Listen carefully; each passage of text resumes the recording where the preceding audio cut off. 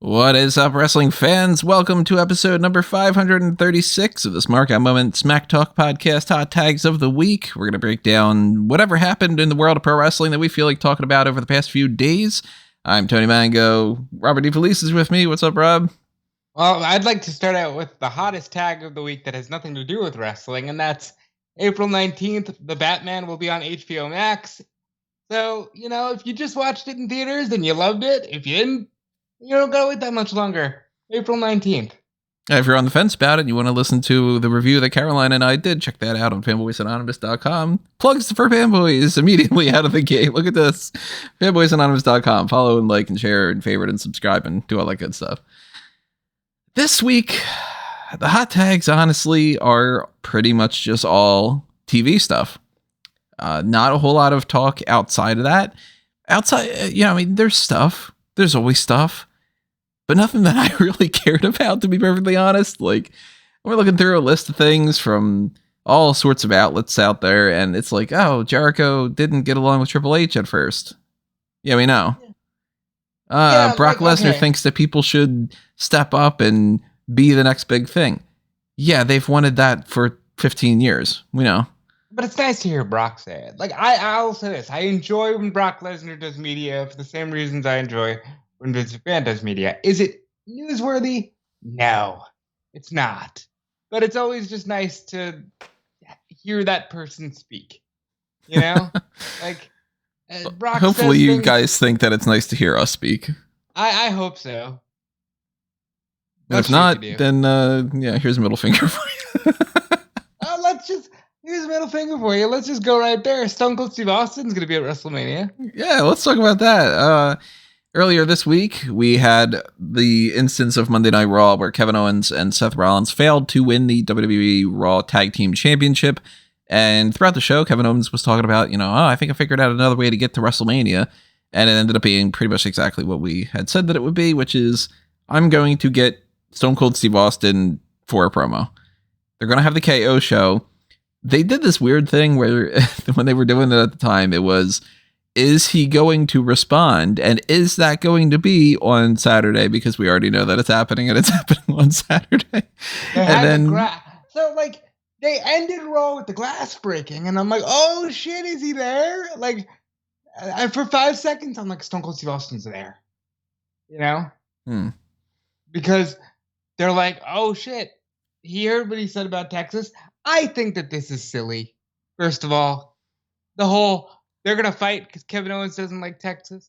Okay, sure. Because we haven't seen Booker T in the gym. He doesn't look like Booker T. He can't come out and do... Honestly, if they're going to do that, I'd rather Kevin Owens just get beat up by a bunch of Texas legends. Yeah, that's what I was thinking too. I was like, if this is just going to be a promo about Texas, literally put Booker T, Undertaker, Shawn Michaels, JBL... all the people that he's mentioned, he didn't mention Undertaker actually. Now I'm thinking about it, but but he should. But he's Undertaker. He should be, and he's going in the Hall of Fame. Yeah, just do that. Have it be like that because this is. We'll talk about this again. Of course, we're going to head towards that. Jump up for a choke slam and a tombstone. Yeah, he could take a super kick that he does the normal thing where you take the super kick and then you turn around to get the next finisher. Right. Get up and turn around. Yeah. And eat a tombstone. He could do that. Like. This is going to be the bulk of my complaint. And I'll say complaint because it's a huge gripe that I have with this whole thing. They did this.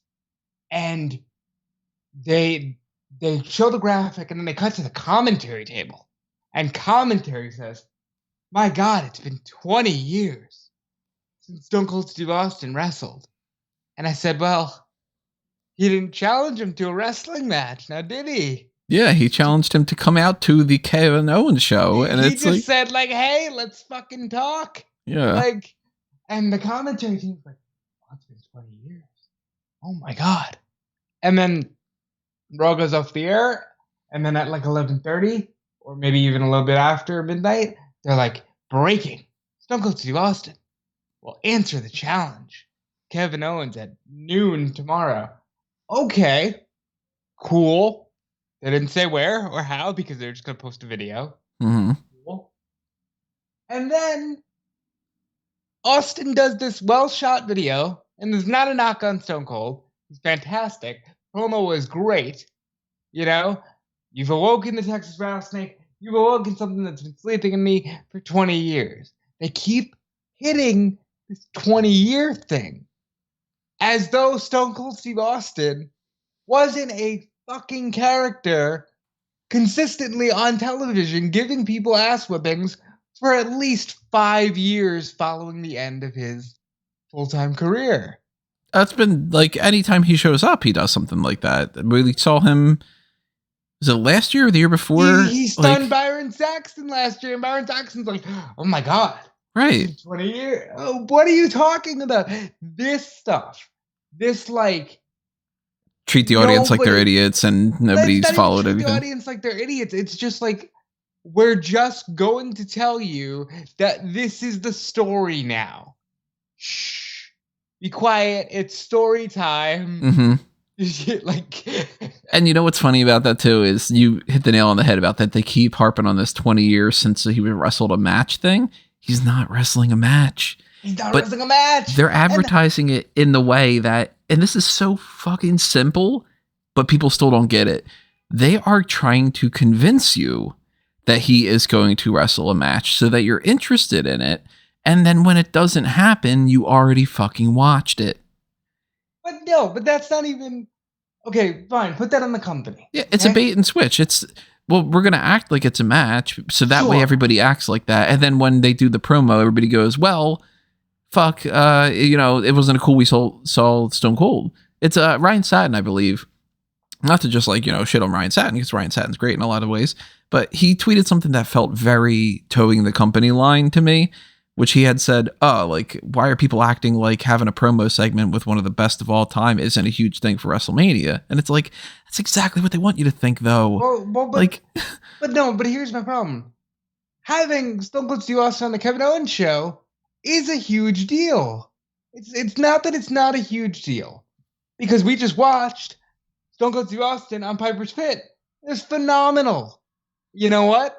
That happened 17 years ago, first of all. So he's done this. My issue is, that the company is so greedy. The company just wants the biggest branding and the biggest marketing and the most stupendous two-night WrestleMania. The man is willing to wrestle a match. So much so, to the point where he said as much in his promo. Kevin Owens... We can do whatever you want. We can call this a match.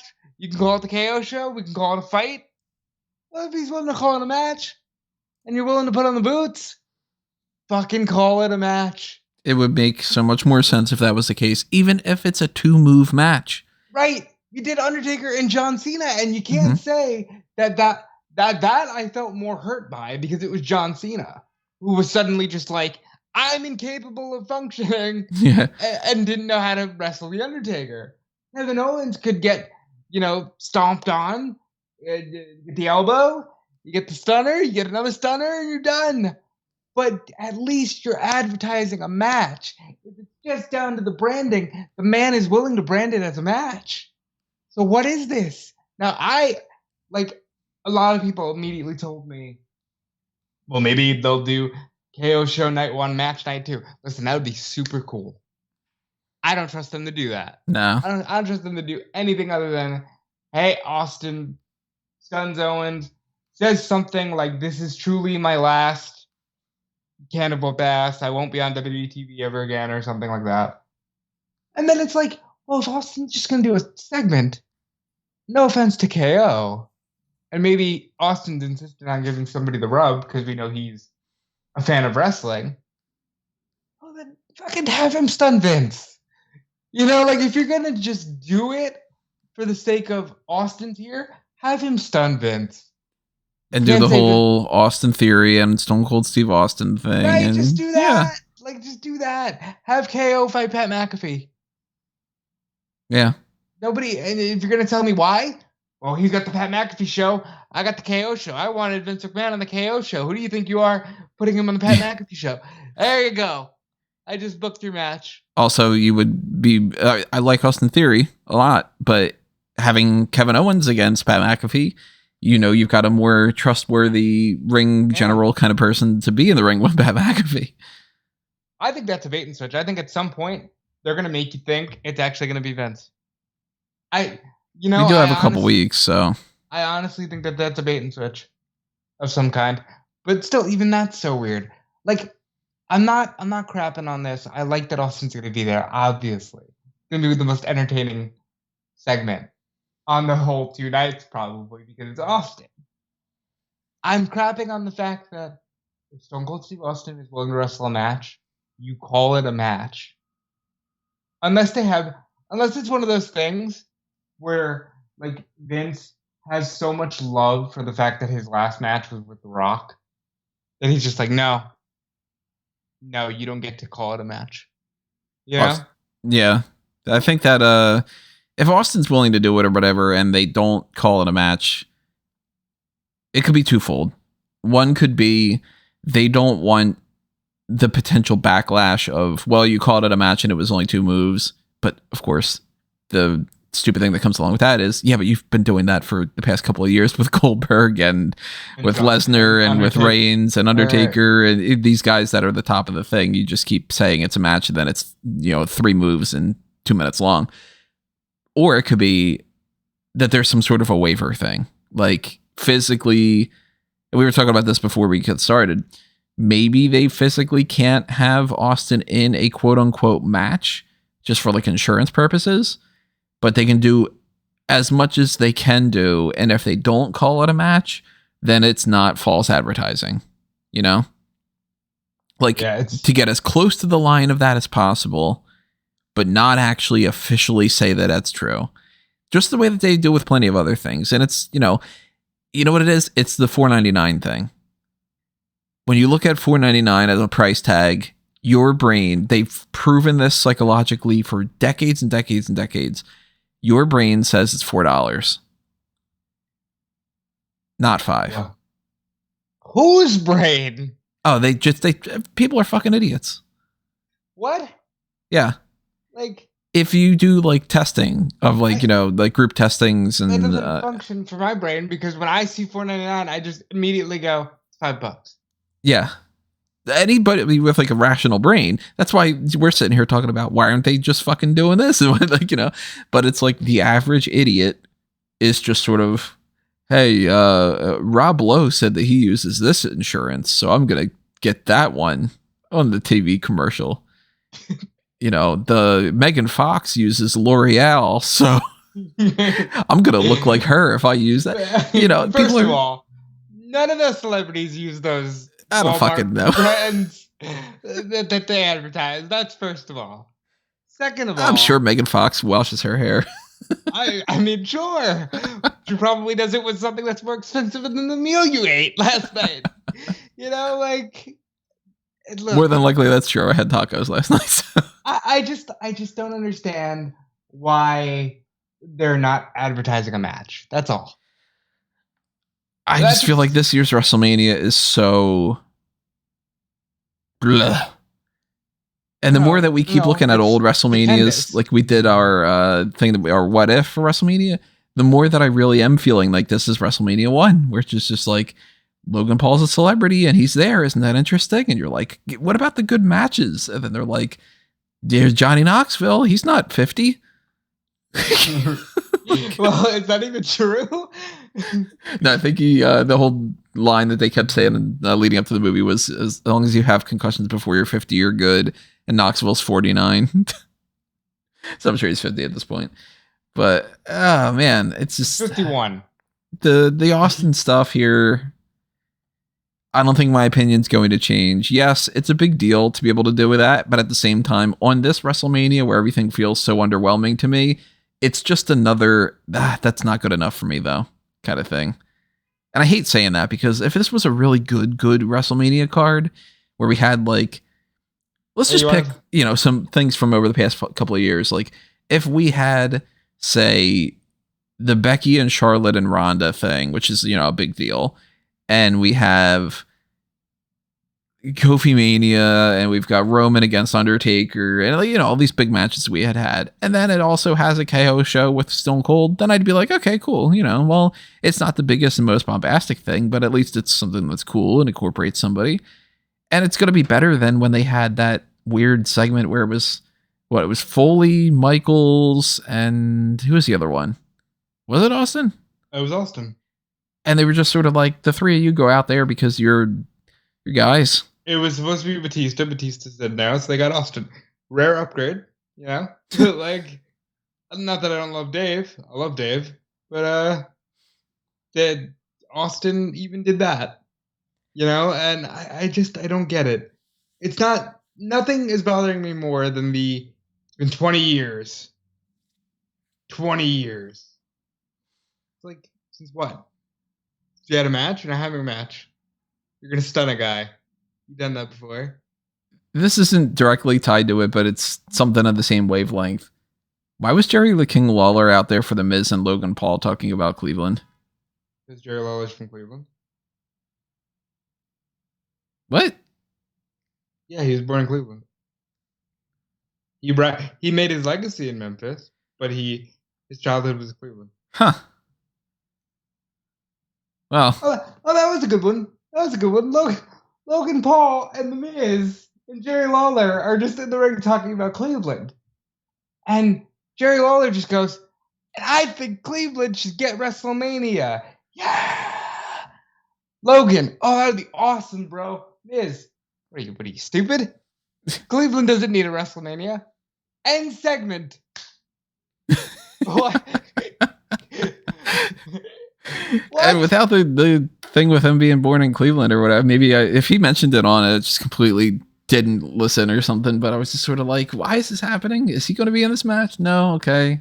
Well, Lawler's out there. I love Lawler, but like, fuck, why not have him do something with Queen Zelina Vega, you know, or something like, oh man. Well, you want to talk about Johnny Knoxville? He apparently, Sami Zayn yesterday apparently shared his personal phone number. And, well, I guess got his personal phone number and was texting and stalking him all day. So, Johnny Knoxville supposedly shared Sami Zayn's real number with the world. Now, this day and age, there's plenty of Google phone numbers you can use. But I'm willing to bet that this number might actually go out to the real Sami Zayn. Would you like that number, Tony? 4. Well, that's the first digit, yes. Ah, look at that. Yeah, I'll give it out.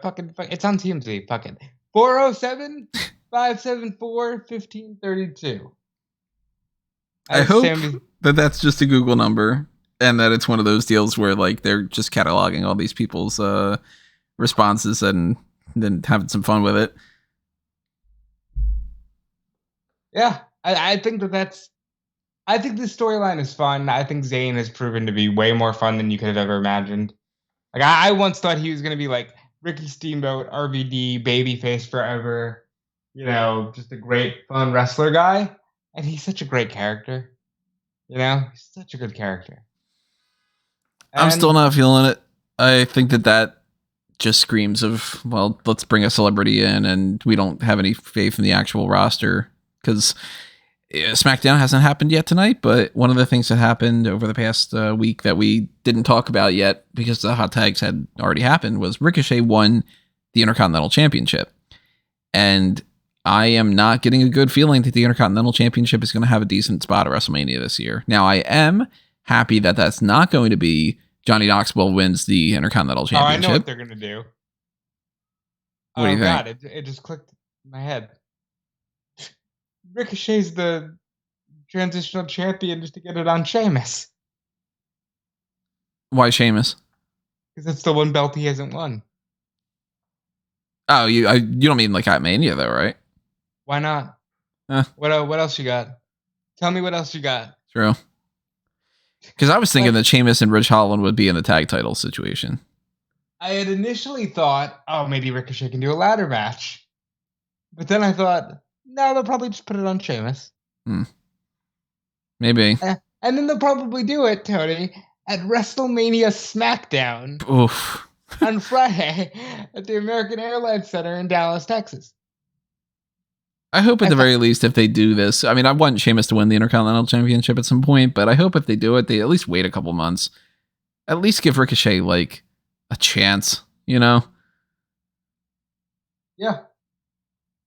I'm not feeling a whole lot of good things about some of the card of WrestleMania, though. I think a lot of things are going to be, well, it's WrestleMania Raw, and that's just as good, right? You know? It's WrestleMania SmackDown. You're defending the 24/7 championship on there, Dana Brooke. Huh? Like that kind of thing. One little bit of information that we got for WrestleMania this week, though, was they are firmly in the, we're not going to do the Battle Royal. We are just going to incorporate the women that we feel like doing something with in tag teams. Rhea Ripley and Liv Morgan are a tag team now. They beat Carmella and Zelina Vega. Why? Because the easiest and simplest and lazy effort kind of thing to do is to say, you beat the champion, so now you get a title shot. They do it so fucking much. And look at that. Now Rhea Ripley and Liv Morgan have a match on the card. It's going to be a triple threat for the women's tag team titles. You know, they're not done. They're probably going to add another one or two. They're going to add the Bellas. The Bellas are winning that match. There's a good chance. At first, I was so down with Naomi and Sasha. Because, like, people love Naomi and Sasha. You give them a win of any kind, and it's like, oh my God, yes. This is it. This is the best thing. But, yeah. You know, it's going to be the Bellas. It's funny when you look at, like, there's still Xia Li and Natalya and Aaliyah and Doudrop and Alexa Bliss. And, you know, like, I'm not really feeling like their chances are really that great for WrestleMania this year. Unless they just go, hey, on the kickoff, it's Natalya versus Xia Li. They're going to do the Battle Royal. I don't think they will. Look, I say that because I think that they're committed to getting as many women on the card as possible. But I also say, if you don't want to bring back the dollar store trophy, I'm all right with that too. The fallopian tube trophy. You know, if you don't want to bring that back, I'm all good with that. I don't think they're doing it. They haven't done a WrestleMania Women's Battle Royal since 35. So. Well, that's only because of the pandemic. Well, they did the Andre on SmackDown. Shut up. This whole tag title thing, I mean, we'll talk about the tag team titles for Raw and SmackDown when they establish more. It just seems like they're throwing teams together and they're just going, fucking RK Bro is going to fight Street Profits and Alpha Academy, and the Usos are going to fight the New Day and whoever, and, you know, I'm not feeling that. Never forget, RK Bro started on accident after WrestleMania Backlash because it was supposed to be Randy versus Braun Strowman. And they just scrapped it. And Randy did a segment with Riddle instead. And here we are nearly a year later. Moving from Raw, though, I want to remind everybody, if you're liking what you're listening to, hit the like button and pass the podcast along with people with the share button. While you are hitting those buttons on YouTube, leave a comment. Tell us what you're thinking. Make sure that you're subscribed to the channel as well. Let's talk about NXT Roadblock. Love that they brought the Roadblock name back, just because why the fuck not? We've been saying that for the longest time. And we got the final set for the Dusty Rhodes Tag Team Classic tournament on the women's side, because the men's already happened. Wendy Chu and Dakota Kai beat Cora Jade and Raquel Gonzalez, and Kaylee Ray and Io Shirai beat Casey and Caden. And that's what we're going to get for our finals there. I don't know for sure if the finals are happening at Stand and Deliver or if they're happening ahead of time. I'm assuming ahead of time. I would assume ahead of time because it should be the title match at Stand and Deliver, wouldn't you? Right. That's so stupid that Casey and Caden just aren't winning this whole thing when they're the established tag team. Well, it's WWE. What do? You put two singles people together and you make that your tag team. That's what happens all the time. This was an episode that I felt very like, you're doing something good, you're doing something bad. It kind of like 50-50 switched all the time. Because, for instance, Toxic Attraction attacks Raquel Gonzalez. Cora Jade eventually goes after Mandy Rose. And I'm like, fuck, we're still stuck in the same thing. Are we really just going to do Cora Jade versus Mandy Rose? Or also include Raquel Gonzalez and just do the triple threat that we did at New Year's Evil? I don't want to see that again. I Move don't think they on. incorporate Raquel. I think they just do Cora and Mandy.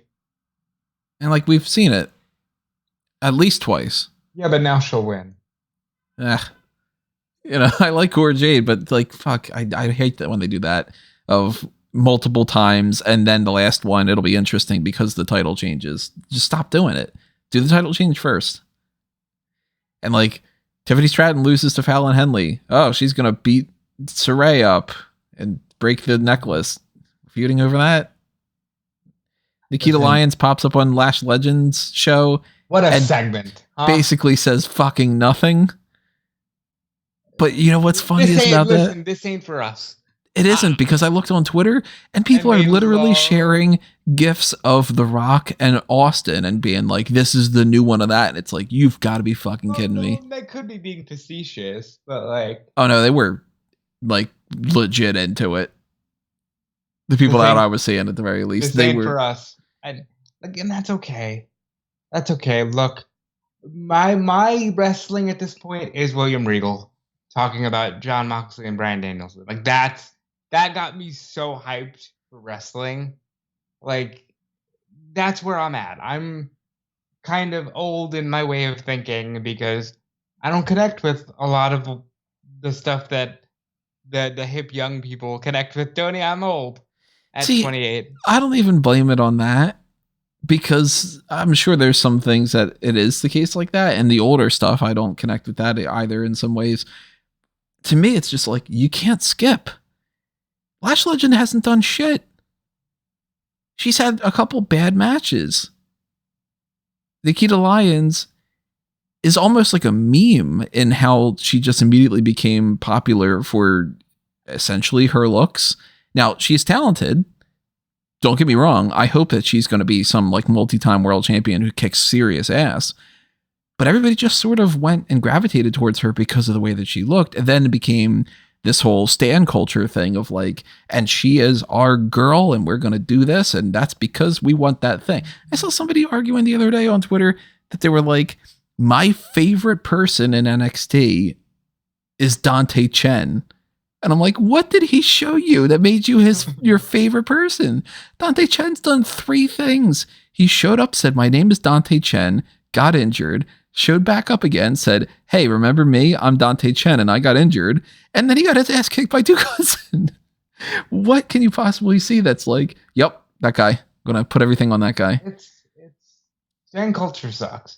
And I tell my friend all the time, I'm like, you're going to burn yourself out because she's a huge Cody stan, and she openly speaks about like how the reports of Cody being disliked has like messed with her. And it's like, this is why I tell you, stan culture sucks, because you're gonna burn yourself out because you're not meant to think about these people like this. And I always say it, I liked wrestling a lot more when I wasn't concerned about what Triple H was eating for breakfast. I just like, it was just so much better. But like Nikita Lyons is, I know people who are like, oh my God, she's the next icon. I'm like, all right. Hopefully. All right. Like, yes. But also, what have you really seen? Right. Like cool your jets a little bit, you know? Like, she looks like she was created in a factory to try to come up with the next icon.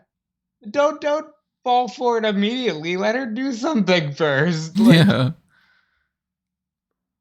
You know, but then like, so it's like they do good things. You know what? Obviously, it is for me, though. You know what it is for me, and it's so much for me that I saw comments saying that I booked it. That's Dolph Ziggler is the NXT champion, and if that isn't something that I wouldn't have said like 4 years ago that I would do, I don't know what it is. Dolph Ziggler's the NXT champion. Ziggler pinned Tommaso Ciampa. He didn't pin Braun Breaker. And he is the champion now, going into Stand and Deliver with what I'm assuming will be Braun Breaker trying to win the title back and probably winning it back. But people are also jumping into the maybe he's just going to go to the main roster thing. I'm like, you know what? I wouldn't see that being too strange. If they like him well enough, and they clearly do, then get him out of fucking NXT. NXT is supposed to be this developmental thing. You can't develop if you don't go anywhere. So if he's already graduated, move him up. Yeah. Now, if they do that and Braun Breaker's on Raw, who do you think that Ziggler fights at Stand and Deliver?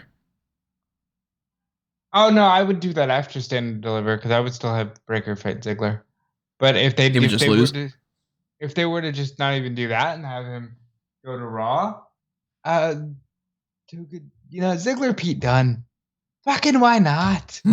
Well, why not? Look, hey, we're sorry. We're sorry that all of your favorite NXT guys left. We'll give you Ziggler and Pete Dunne. I'd be down for it. Fucking why not? Why not? That's my philosophy with things at this point. Shit, I'd take Ziggler, Bobby Roode for the NXT title.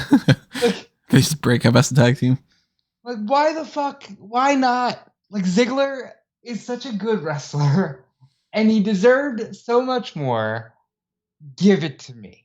That's why when he won the belt, I was super excited because I was like, I hate NXT 2.0. We didn't even talk about how Persia and Duke Hudson seem to be hooking up just because he used to hook up with Indy. See, I like that storyline. I do as well. Like there's a place for it. It's just that this is such a far cry from Undisputed Era and Johnny Gargano. Well, that wasn't that long ago. No, I mean NXT 2.0 I haven't been a fan of since the beginning because it's pretty much been booked like Raw and SmackDown. And I know that that's what WWE wants. That's the whole point. But hey, when you homogenize everything as that's the way that WWE does things, and the reason that NXT was so good was because it wasn't that way, then no wonder the response is the way that it is. That particular story I dig well enough because they're selling it well enough. I don't like when they do things like they very clearly decided, oh, fuck, we don't really want to do the Imperium and Creed Brothers thing now when we can do it at Stand and Deliver, right? Well, what do? We already advertised it. I know. We don't do it. And then the MSK just challenges and then it's a no contest. So it's... what does MSK do? I don't even want them to go to Raw. Go to SmackDown and just fight there as a tag team. Fight the Usos and they'll have a good match and then nobody will remember anything and then they'll just fucking fizzle out. Yeah, it's inevitable. Yeah. So it's so unfortunate. Yeah. So it's one of the biggest stories of the whole week is the new upstart young guy in the young upstart brand loses to a 41-year-old who perpetually says, I'm overlooked. It should have been me. You know what? This time it was. Yep. But I like it. I like that Ziggler won that. Whether they go with the idea of Breaker winning the title back on a bigger stage, or if they bring him up to the main roster, I'm cool with that. The only thing I'm not going to like is if they have it where Ziggler beats him at Stand and Deliver and he sticks around in NXT 2.0. Then what was the point? Did you hear Charlotte Flair's comments on Rhea Ripley? No. What'd she say? So they asked her, so what are you doing after Ronda? She was on the Hot 97 morning show last week. And she goes, let's be honest. If I get through Ronda, who's left? And she goes, I'm looking right at Bianca and Rhea. Because Bianca I haven't had a feud with. And Rhea, we keep getting start-stopped. And we had one match in front of nobody. And then we did this thing at Money in the Bank, which was fun. But then they immediately threw Nikki in there. So I still want a feud with Rhea Ripley. Which sounds to me like Charlotte Flair did not like the NXT stuff. Which, fair, pandemic and stuff. But sounds like she's no, I owe Rhea Ripley a feud. I hope so. And not I need to beat her more. It's so frustrating because I look at Rhea and I think, you were the chosen one. Triple H literally said on every platform, SmackDown, hey, who do you think's the future of the company? Rhea Ripley. Right. She could be headlining cards, and it just sort of seems like they don't know what to do with her. Well, she is a Triple H girl. That's so sad. Like, all that Triple H stuff is so sad. Yeah. But, you know, what do you think about the rumor that it's going to be Seth versus Cody at Mania? So we have been talking about these things for the past couple of weeks, and when it came down to potential Cody Rhodes opponents, Seth Rollins was one of the only ones that made any sense to me. And it doesn't make sense unless you look at the rest of the card and go, well, everybody else is booked up. Because obviously, if you could have done it, Triple H is the match. And then you've got some other people that you could go with, like Drew McIntyre would have made sense. But look, he's got a match with Baron Corbin and whatever. If they don't have Seth Rollins against Cody Rhodes, who the fuck is Seth Rollins fighting? Seth Rollins doesn't have a match. Like that. The weird thing is, okay, look, it's a great match on paper. And if they could have done this years ago, back when Rollins was like burn it down guy and Mr. WWE, I think it would have been even better. But like now it's going to feel a little odd unless they really get across the tongue of the story right. I'm a little weirded out that Cody wouldn't just logically show up and be like, well, I left the company that I formed to be WWE champion. And like, if you have him available, you should just be doing that. Because Roman and Brock only needed to be for one belt. You know what I mean? You could have found a way to put it on Seth and do that. Roman and Brock didn't even need to be. Well, that's a fair argument. But it's like, if you're going to do Cody and Seth, do it for a belt. You know? Right. Belts make stories better. That is a proven fact. And I don't know. Raw's in Jacksonville this week. We'll find out. But So, at this point, yeah, maybe that's the case. Maybe they have Seth Rollins come out and that leads to Cody Rhodes. You know what I'm worried about at this point? I'm worried that the association with Kevin Owens is going to be, well, why don't we put Seth in the KO show segment? because then you're fucking yourself out of one of the only legit main eventers you have. Again, but look at the way that they've been booking Mania this year. Everything's just sort of, if they're there, that's it. That's good. I'm starting to get worried that that's going to be the case. And it's going to be like Kevin Owens comes out on, or no, not Kevin Owens comes out. Seth Rollins comes out on Monday Night Raw. And he's like, look, I need to find a way at WrestleMania. And my friend Kevin Owens here, he found his way. And I'm a little jealous that you didn't invite me on the KO show instead. So that way we could be doing that together. Aren't we supposed to be doing this together, pal? Like that. By the way, I've let it go because the pairing is fun. But that pairing still makes less than 0 sense. Yeah. They were feuding with each other. And then it became this like facetious thing. And yeah. But I'm worried that that's going to be the case. And it's going to be, okay, well, the three of them talk. Blah. Here's a very quick hot tag. Seems like they signed somebody new. The name is Brooklyn Barlow. She's on Level Up tonight. She's going to lose on Level Up to Ivy Nile. Okay. There's one of your stories. A blonde girl. Sprazio. No? I haven't seen a picture or anything. Honestly, I don't know if I'll watch Level Up.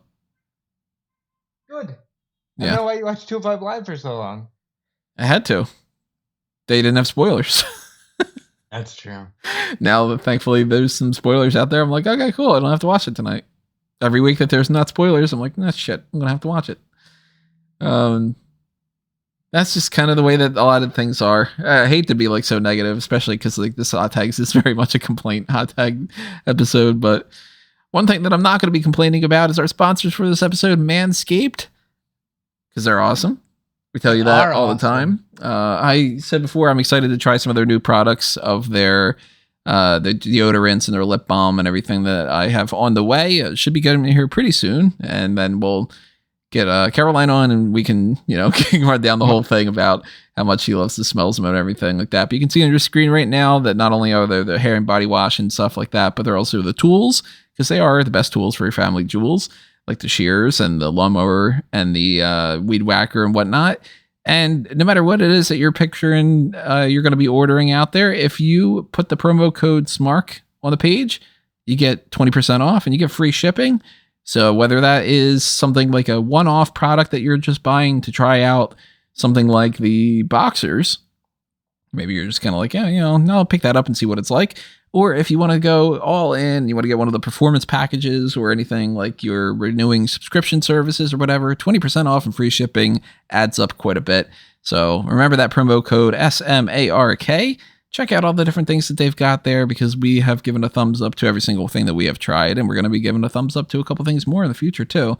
And they got, deals every once in a while too, where you can get some different things like, a free bag that goes along with the package, or here's a little extra gift or something. So keep checking out their site. And if you're looking for a gift for somebody, it's a great gift. If you've got the need that, we're heading into the spring a little bit now, it's been getting hotter now. So you got to make sure that you're using that body wash and the ball toner and everything. Smell nice. It's going to go a long way. Exfoliator. Exfoliate your genitals, men. Do it. It's not only is it for you, but it's for your partner. You'll feel smoother. You'll smell better. There won't be any fungus down there. No swamp balls down there. Listen. Manscaped is the best in all of this stuff. There's plenty of knockoff brands out there. You don't want that stuff. You want the best. And you want to get that code SMARK because you need to save a little bit of money. We are heading into the spring. Got to start saving for summer vacations and whatnot. But you can't neglect your balls. Am I right, Tony? You definitely can't. So use the promo code, pick something up, tell them that we sent you their way by using that code. That's how they know. And thank you for Manscaped for sponsoring us. Where should we move from here? SmackDown hasn't happened yet tonight. So I guess we're not going to talk about that because we don't know. Then here's a quick mention. Smark Madness tournament's going on right now. So if you haven't voted yet, we're on round 2 of the best WWE games of all time. It's a quick rundown of the matches that are going on for this round up until next Friday when I switch to round 3. We've got moving on from round 1, obviously, because that's the whole point of round 2. We got SmackDown Here Comes the Pain 2003 is going up against SmackDown vs. Raw 2009. WWE All-Stars is against 2K16. Have you played any of these games, Tony? Nope. SmackDown vs. Raw 2006 is against 2K14. That's a tough one. That's easily the toughest one. We got a triple threat because we had 2 different ties. 2K19 is up against WWE 13 and SmackDown Just Bring It from 2001. I think that's actually a pretty fair matchup. That's really interesting to me. Another tie was SmackDown vs. Raw 2008 is against SmackDown vs. Raw 2010 and 2K15. Yeah, that's not a tie. That you should vote for 2010 and you should leave those other 2 games in the dirt. We got SmackDown vs. Raw 2007 is against No Mercy. Oh, well, we all know it's going to win there. 2K18 is against 2K17. Yeah, that makes sense. And SmackDown vs. Raw 2011 is up against Legends of WrestleMania from 2009. Legends of WrestleMania was a fun concept, but I think 11 was just a better game.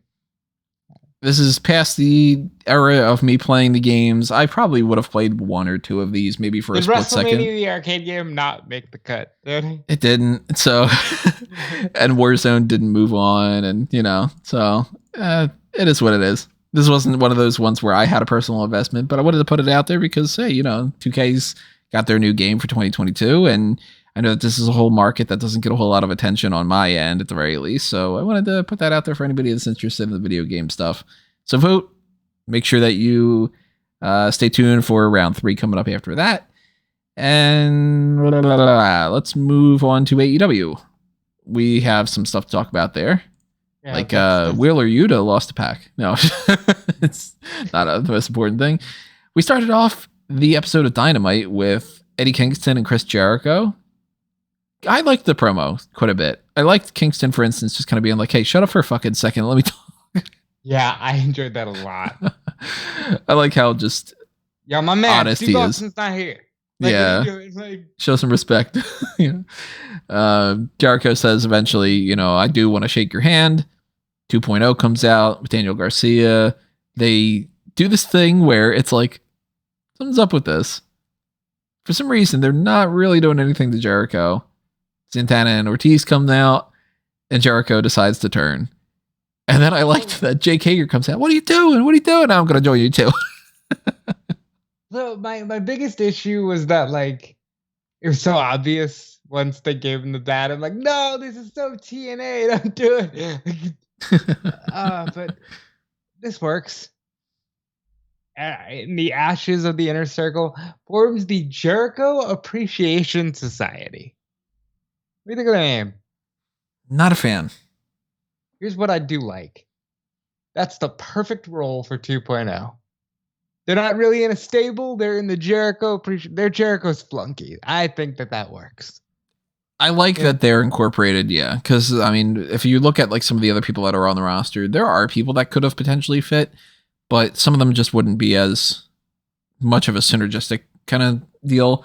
Like, I mean, we'll get to the breakup of another stable, but like, I couldn't see TH2 being with Chris Jericho, you know? Like, it's in this role, which is like literally called the Jericho Appreciation Society. Like, yeah, this is perfect for 2.0. And the Acclaimed, they are perfectly fine just the way that they are. If they get thrown into a stable, they're going to get lost in the shuffle. So don't make them about Jericho. Make the people like 2.0. Daniel Garcia, somebody that they clearly are interested in building towards for the future, so he could be their mid-card type guy. Jake Hager, he doesn't really have a role outside of popping in every once in a while, so he could be one of the heavies. Sure. I like it. Yeah.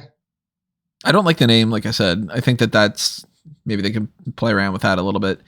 But if you're going to make it all about Jericho being vain, naming it that makes sense. It's just a little blah.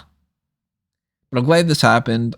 I'm glad that Jericho turned heel. It seemed like it was time. And this made me restructure between that and the other breakup. This made me restructure the whole tag team faction stable list that I have, because I was just like, it's too fucking complicated now. I used to have, here's the list of tag teams and or factions. And then I'm like, all right, well, Lucha Bros are part of Death Triangle, and Eric Redbeard kind of popped up for a little bit. And 2.0 is 2.0, but they also team with Daniel Garcia, but now they're part of the Jericho Appreciation Society. And formerly it used to be and Tully Blanchard's not. And I'm like, you know what? That's right. Yes, that happened as well. So currently on the page, for anybody who's interested in checking that out, I've got it broken down as, here is the list of tag teams. It's guy and guy, girl and girl, girl and guy. Like whatever it is. That's just tag team. Then I've got the list of trios. So that includes anything from the three of the Gun Club to the Bunny, the Butcher, or the Blade. Technically speaking, that is a trio. It's not a trio in the same sort of way, but it is. And Christian and Jurassic Express, for instance. And then I've got factions and stables, because then that's the Factory, Team Taz, etc. So, man, this was a week of me just being like, I guess I got to reformat, But another thing that happened with that was a little bit later on, we got the breakup of the AHFO. Andrade is in the ring with Private Party and the Butcher and the Blade and Matt Hardy. And they pull a little bit of a Batista thing. They pull a little bit of some stuff we've seen in the past, just kind of drawing inspirations from other stuff that we've seen, where Andrade is going to kick Matt Hardy out. And Matt Hardy says, well, why don't we do it like this? Let's take a vote. Thumbs up if I stay. Thumbs down if you want me out. Andrade, thumbs down. Jose the assistant, thumbs down. Very fervently. I thought it was funny. Matt Hardy, thumbs up. Okay, Private Party, they're not going to vote against him. Thumbs up. And then Andrade says, well, in this business, you should always watch your back. By that point, Private Party has switched over Batista style to thumbs down. I thought that was great. Sting and Darby Allin come out to help out. And then eventually, this big was news, good. Jeff Hardy comes out, which we all knew was coming. Not only because Jeff Hardy left WWE and obviously he was going to go to AEW, but also because he flat out said that he was going to AEW and then said, actually, But this worked exactly the way that it should. And you ended with Jeff and Matt Hardy reteaming the Hardy Boys to their old theme song, because, and a lot of people didn't quite get this, and they were like, oh, well, are they paying WWE? That's a production theme. That's not a WWE theme. They can hire that theme, pay for the rights, and use that whatever they want. It's been used for Six Flags commercials. It's been used for Spike TV. It's just loaded from, I forget the production company that it was. Tempest or something.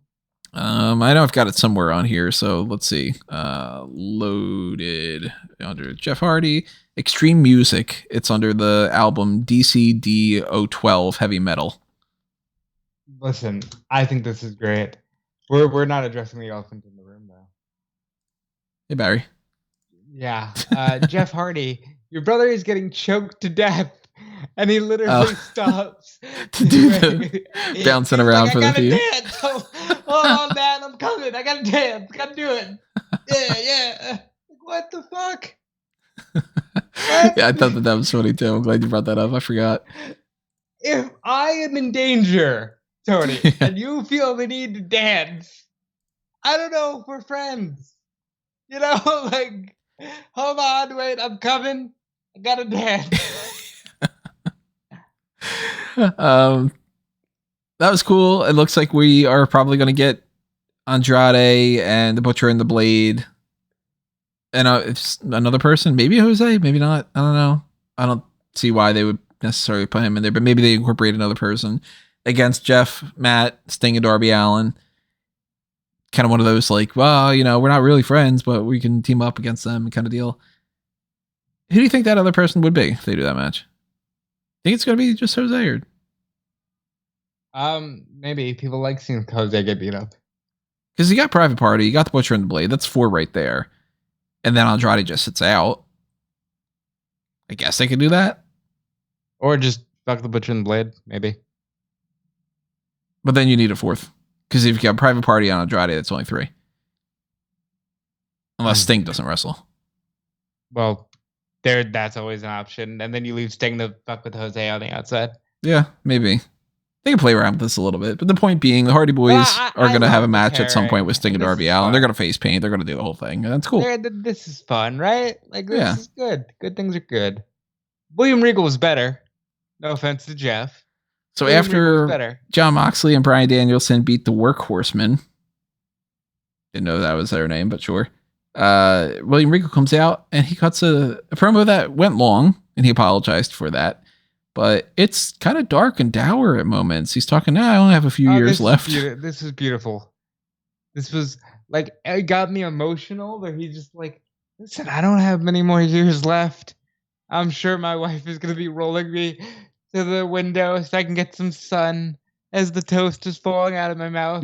Yeah, it's like, wow, this is not going in the direction I thought it would. Because I've had a rough life.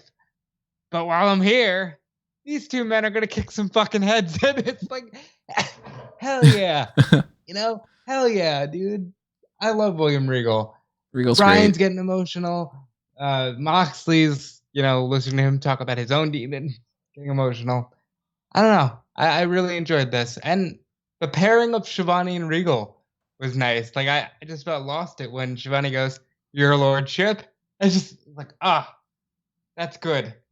And we don't need to explain that. I saw a whole big fucking thing on Twitter about people being mad at other people for not knowing the Punk thing, and the people who didn't know being mad that they felt gatekeeped. Like, yeah. Look, you don't need to know everything.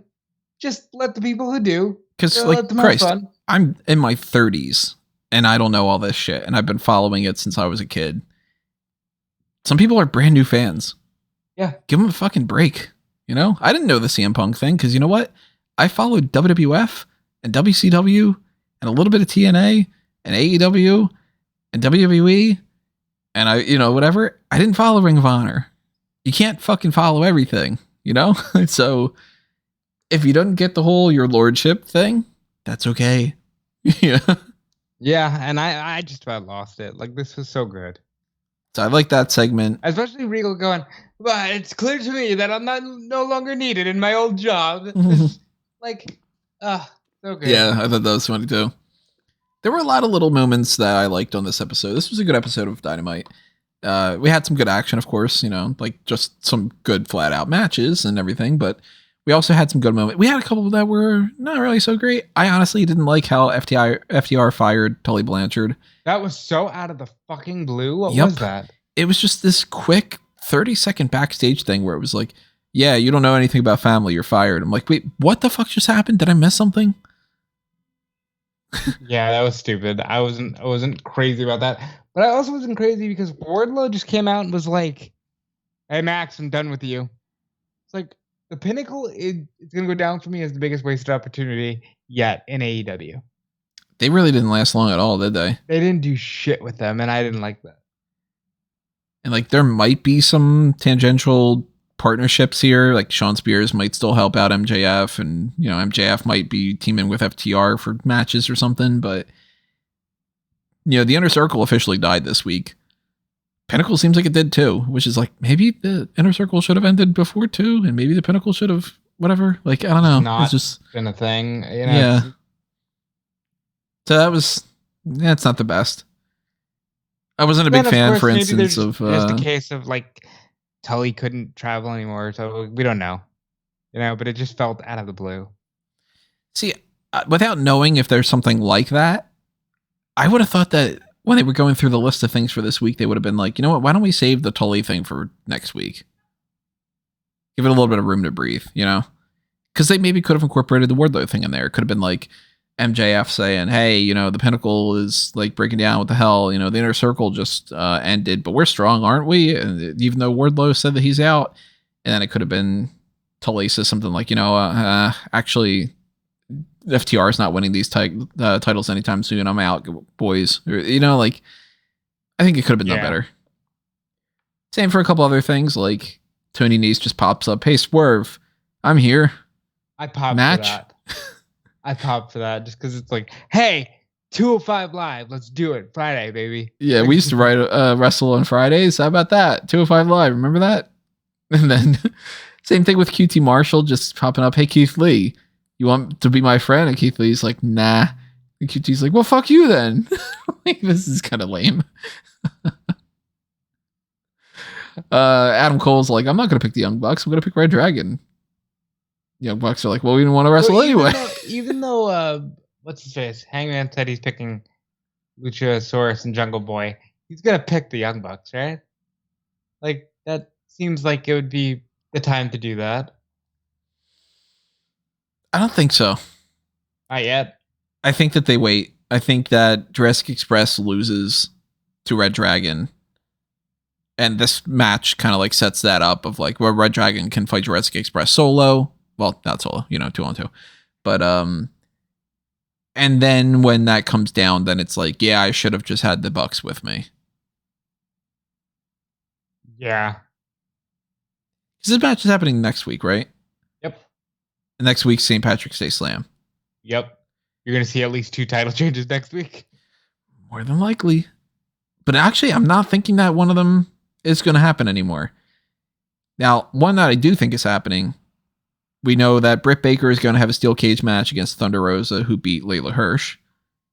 And that's fucking going to Thunder Rosa. Okay, we know that. Yeah, I don't know why you would do anything else. I just can't believe it's been a whole year. Throw out Baker? For Baker and Rosa. Yeah. So that's happening, but Sammy Guevara is no longer the TNT champion. He lost the title to Scorpio Sky. And now that happened, and supposedly that's been in the works since towards the latter end of 2021, I don't think Wardlow beats Scorpio Sky. I was thinking that he would up until, I don't know, not that long ago, like, you know, yesterday or so. I think he will, because why wouldn't he? Because I think that there's 2 ways that they could do this. Scorpio Sky is just a transitional champion. They put the title on him so that way Wardlow can beat somebody who's not a babyface, Sammy Guevara, because that would be just kind of awkward. Or MJF is like, hey, fuck you for saying that you are out of this kind of stuff and you're not going to do this anymore. I'm going to screw you out of your championship. Yeah, but then that would make MJF look stupid because he's still contracted to him, right? But he had said that he would get rid of that whole you don't need to give me the championship if you win it thing. So maybe that's not necessarily in the contract anymore. Maybe. And then if that's the case, then why would he want Wardlow to win the title? Fair. So I'm starting to think that that's how it's going to go, because I think if you're giving people a title change with Thunder Rosa, you can get away with not having Wardlow win the TNT title. I think it should still happen, though. It might still. And they could just pull the trigger of, you think that you're out, but you're not. You are still under contract, and that still is a part of the contract. So now I'm going to renege, and now you need to give me the championship, or you're fired. I can see that being the case, but I'm leaning more towards Scorpio Sky retaining here because MJF fucks over Wardlow. I don't hate it because I like Scorpio, but I'm ready for Wardlow to just be champion. Just go straight to the world title. Well, did I say world? TNT. Just to be sure. Yeah. Yeah, no, I wouldn't go straight to the world for Wardlow because Adam Cole still needs to win that belt. And I think that that's coming too. The fact that this is the first world title feud ever that they're just continuing, I think Adam Cole's definitely going to get it. Because if you think about it, they usually move on right away. They didn't do that this time. I don't think he's getting it. I think it's just kind of another stall. And then what are you stalling for? Whoever else is next, I don't know. Punk? It could be Punk. Double or Nothing is in May. It's the end of May, but it's in May. So you got 2 months to get through. They can do another, Paige beat Dante Martin for the championship for this week. So you can have him up against a couple other people here and there, but maybe it's Miro for Double or Nothing. Maybe it's Andrade. Maybe it's, Malachi Black. Maybe. It's weird. The rankings are weird. I don't even know what the rankings are right now because it doesn't really matter. It's there to help if they want to tell the story of this person gets the title shot just because, but they really don't follow it. Remember how AEW was supposed to be sports oriented? That was specifically a Cody thing? Yeah. Cody's gone. And there you go. So this was overall a good episode of Dynamite. We haven't seen Rampage yet, but if you want to know spoilers, we do know who won. So, earmuffs for a split second if you don't. Darby Allin beats Mark Quinn. Jamie Hayter beats Mercedes Martinez. Keith Lee beats QT Marshall. And Swerve beats Tony Nese. So, there you go. But with me not watching Level Up, maybe I'll check out Rampage. I don't know. And that's kind of the week. Yeah. What are your thoughts? It seems like a lot happened this week with multiple title changes and Jeff Hardy and all that, but I do feel a little bit like nothing happened. This is the kind of week I prefer. Wait, there's one thing we didn't talk about from Raw that I want to get your opinion on. Edge's mood lighting. Oh, I didn't like that at all. Yeah? No, I hated it. It ended up actually starting to hurt my eyes after a little while. Shouldn't laugh at that. That's like... I was just all right, I gotta not really pay attention to the screen right now. What's the deal with that, you think? I think they were just why don't we give him some heel lighting? Yeah, he's changed. He's darker now, and it just looked dumb. I liked it. I like the fact that he's changing. I don't know if I want the mood lighting to stay. We'll see. Yeah, heel Edge, I like that. The mood lighting, I think that's dumb. Just I thought that the Fiend shouldn't be wrestling in that red light. God, I kind of blocked that out of my mind. And Sin Cara with his lights. I can never block that out of my mind. Well, that is pretty much the hot tags for this week. Reminder, everybody, if you want to help us out on the monetary side of things, hit the subscribe button, not the subscribe button, hit the join button, and that will give you access to the Pick Your Poison tier and the Dark Casts. And even if it's just $1 a month, it's a great way to help us out. Same thing as the Patreon. It's all exactly the same. It's just whichever thing you prefer. TeePublic and Redbubble are where you can pick up the merchandise. And there's a little tip jar button, the little thanks money bag or $sign or whatever the fuck the icon is right now. I don't know. They've changed it enough times. But that is another good way to help us out, as well as just going on smarkatmoment.com and, I don't know, clicking on an ad or something. Let's be perfectly honest. Technically, I'm not supposed to tell you to be able to do that, but, we all have that. The internet works. And if you are checking out what we have on smarkoutmoment.com and you're enjoying it, let me know. Drop a comment below. Send me some feedback. I always like hearing some good feedback once in a while.